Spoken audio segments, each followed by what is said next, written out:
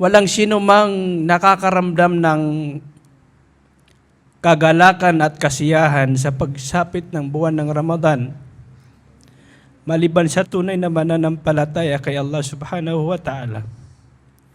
Walang sino mang nakakaramdam ng katuwaan sa pagsapit ng Ramadan, maliban sa tunay na Muslim, tunay na mananampalataya kay Allah.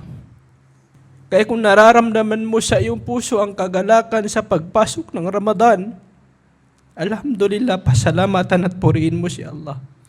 Dahil gabay yan at patnubay na nagmumula sa Kanya.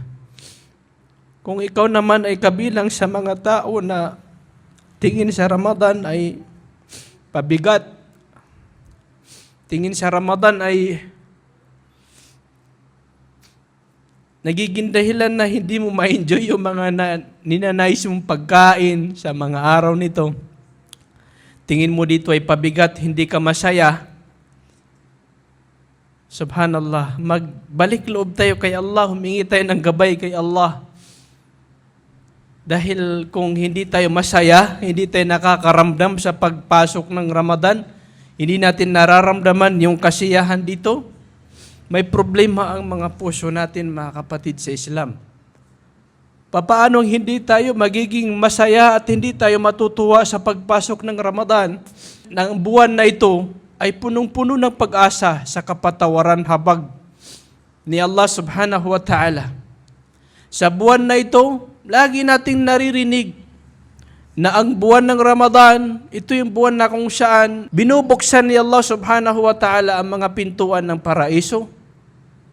Tumataas yung tsansa natin na makapasok sa paraiso, mga kapatid. Tumataas yung pag-asa natin na makapasok sa paraiso ni Allah.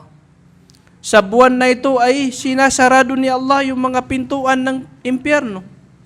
Walang isa man sa mga pintuan ng impyerno ang nakabukas, lahat sarado yan. So tumataas ang tsansa natin sa buwan na ito na tayo ay makaligtas mula sa kaparusahan sa impyerno ni Allah. Sa buwan na ito ay ginagapos, kinakadena ni Allah yung mga mababagsik mula sa mga demonyo. Tinutulungan tayo ni Allah na mas makapag-focus sa ibada, sa pagsamba kay Allah sa buwan ng Ramadan. Pinapahina ni Allah ang puwersa, ang impluensya ng mga demonyo. Na insyaallah ta'ala, malaking suporta yan sa atin. Malaking tulong yan sa atin para mas makapag-focus tayo sa pagsamba natin kay Allah subhanahu wa ta'ala. Kaya kung hindi natin matalo si Satanas, si Shaitan sa buwan ng Ramadan na kung saan ay mahina yung puwersa niya, ibig sabihin na napakahina na nating mga nilalang. Kung hindi natin matalo dito na pinahina na ni Allah yung kanyang lakas, puwersa niya, impluensya niya sa pagligaw, kailan pa natin tatalunin si Shaitan, mga kapatid sa Islam? So dapat masaya po tayo. Dapat nagagalak tayo sa pagpasok ng Ramadan.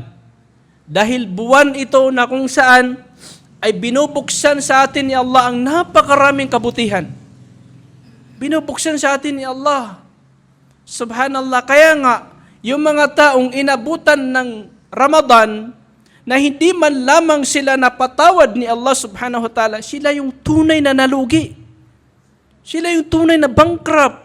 Sila yung tunay na kawawa.